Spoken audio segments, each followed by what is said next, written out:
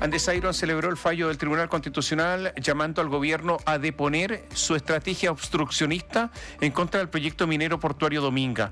En tanto, en La Moneda descartaron que el pronunciamiento signifique una derrota. Pese a esta mirada, Dominga avanza y la discusión continuará ahora en la Corte Suprema a la espera de que el máximo tribunal dicte sentencia sobre el recurso de casación presentado por el Ejecutivo. Vanessa Gajardo con detalles. Hola Vanessa, buenos días. ¿Cómo están? Muy buenos días. Y así es, porque Dominga avanza. Pedro Ducci, gerente general de Andes Iron, la empresa titular de este proyecto minero portuario, envió el 1 de mayo cartas a 7 seremías de la región de Coquimbo, esto para empezar a tramitar lo que son los más de 700 permisos sectoriales que necesita este proyecto para su construcción. ¿Por qué digo esto? Porque es una clara señal de que la empresa confía en la ventana que queda abierta todavía en esta contienda, el recurso de casación en la Corte Suprema.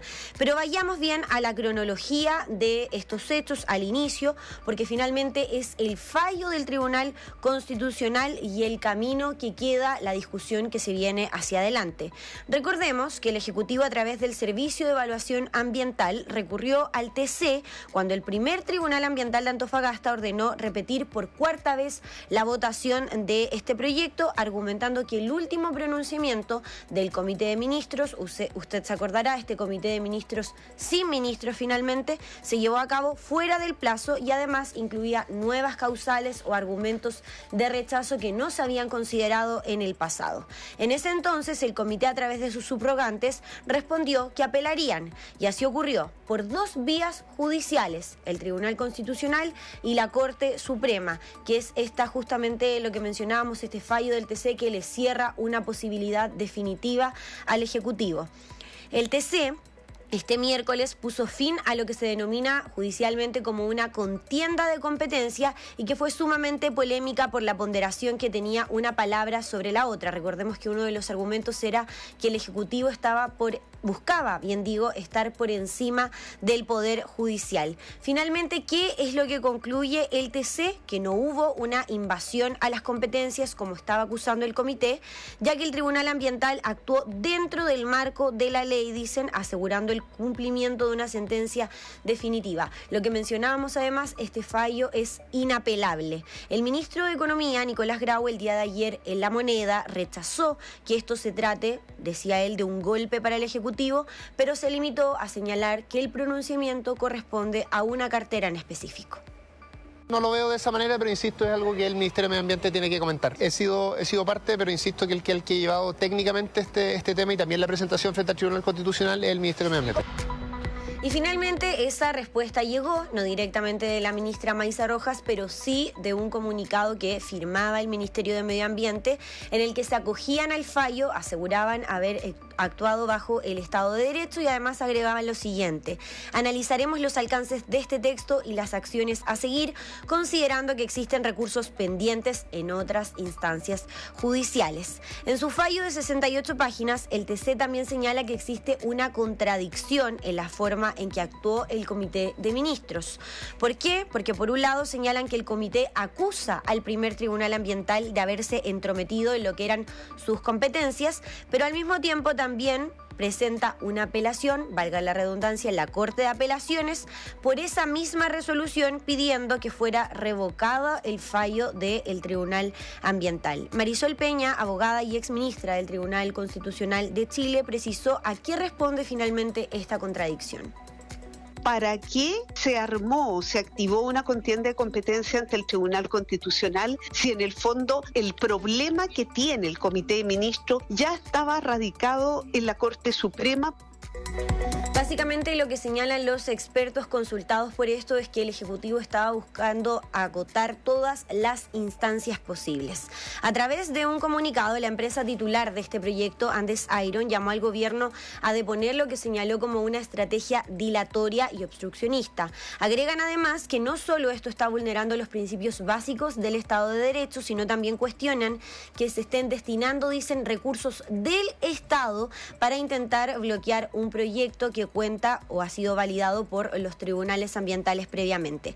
Sí cabe mencionar que Andes Iron no fue parte directa de esta contienda de competencia que estaba en el TC, pero esta resolución finalmente llega para legitimar o dar mayor certeza jurídica a un proyecto y que así logre avanzar a su siguiente fase, que son los permisos sectoriales. El académico de la Facultad de Derecho de la Universidad de los Andes, Francisco Irarrázaval, dijo que, o más bien adelantó, lo que podría ocurrir en la Corte Suprema.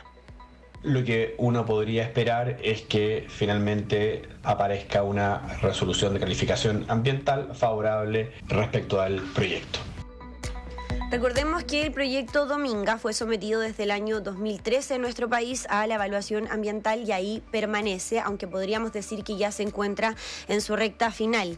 En la esfera política las opiniones siguen bastante divididas. El diputado UDI, presidente de la Comisión de Minería y Energía en la Cámara Baja, Marco Antonio Zulantay, reiteró el argumento de que se trata de sesgos meramente ideológicos del gobierno.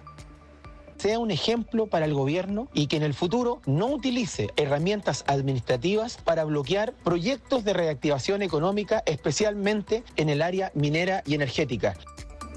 Por otro lado, desde la comunidad y las organizaciones en la región de Coquimbo aseguran que se trata de una decisión que pone nuevamente en tela de juicio, señalan, el funcionamiento de la institucionalidad ambiental en nuestro país. Un argumento que ustedes podrían decir, cierto, resulta paradójico porque es lo mismo que señala de la vereda contraria la empresa aludida, Andes Iron. Para Nancy Duman, vocera de la agrupación Alianza Humboldt de Atacama, esto no es una luz verde en ningún caso para Dominga, ya que aún, dice, existen procesos judiciales abiertos. Este es un proyecto que no cumple con la normativa ambiental, es un proyecto viciado, es un proyecto que generaría impactos irreversibles sobre el medio ambiente. Ahora bien, también lo señalábamos el día de ayer, fuentes de la radio al interior de la Corte Suprema adelantan que el máximo tribunal ya tendría tomada su decisión respecto de este recurso de casación que, recordemos, presentó el Ejecutivo y que los declararía, digámoslo, inadmisible, lo que representaría directamente una luz verde para Andes Iron, si no, no estarían, cierto, tramitando lo que son estos permisos sectoriales. Ahora, con el fallo ya del TC a la mano, es que la Corte Suprema debería pronunciarse públicamente en los próximos días. Mira, varias cosas. Es una derrota del gobierno, de todas maneras. Si hay una promesa del gobierno de que esto no se hiciera. Dos, ha sido el gobierno el que ha intentado en numerosas ocasiones interponer recursos, tanto administrativos como legales, para que esto no se hiciera. ¿Qué dijo el Consejo de Ministros? Que no se hiciera. Por lo tanto, es una derrota del gobierno muy, muy importante. Y el gobierno ya se sabía o tenía la sensación de que estaba perdido y por lo tanto lo que estaba haciendo es interponer acciones judiciales para que esto se chuteara, se trasladara al próximo gobierno, no tuviera la responsabilidad de que Dominga se autorizara bajo el gobierno de Gabriel Boric. Esto es lo que está fracasando. Efectivamente, fue inédito el recurso al Tribunal Constitucional porque se estaba discutiendo las facultades de los tribunales para revisar lo que hace un comité de ministros. Y por lo tanto la pretensión del gobierno es que el comité de ministros no estaba sujeto al Estado de Derecho porque no lo fiscalizaba nadie, una cosa grotesca, porque todos tenemos que estar fiscalizados ante alguien. ¿Cómo iba a actuar libremente?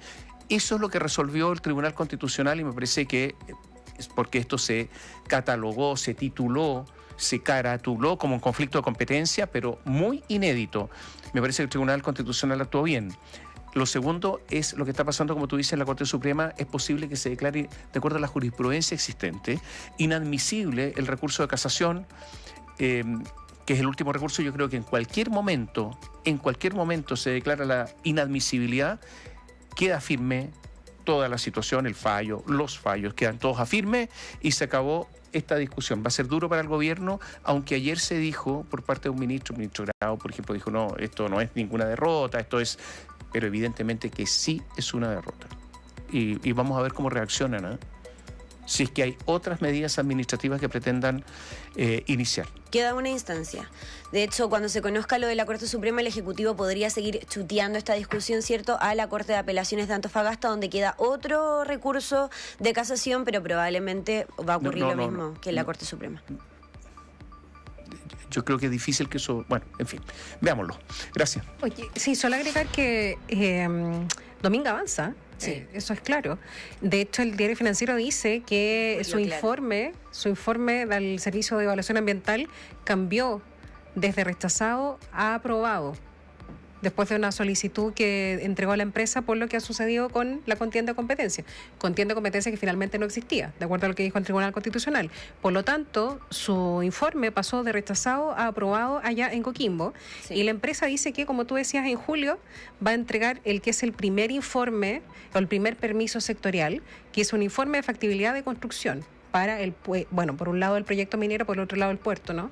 Ahí en la zona de la costa de la zona norte de Coquimbo. Así que sigue avanzando. Claro, solo señalar con eso que no es que Dominga, digamos, se va a construir de aquí a los próximos mañana, 2 años, claro, pero ahora ya entra en esta fase de lo que son los permisos sectoriales, o por supuesto va a tomar tiempo también. Recordemos que hay un proyecto que se está discutiendo en el Congreso, que ya está en su recta final y que busca justamente acelerar estos trámites, pero también ya, digamos, queda atrás este loop eterno de Dominga, una discusión que lleva más de una década en nuestro país. Muchas gracias. Buenos días. Chao, Vanessa, hasta pronto.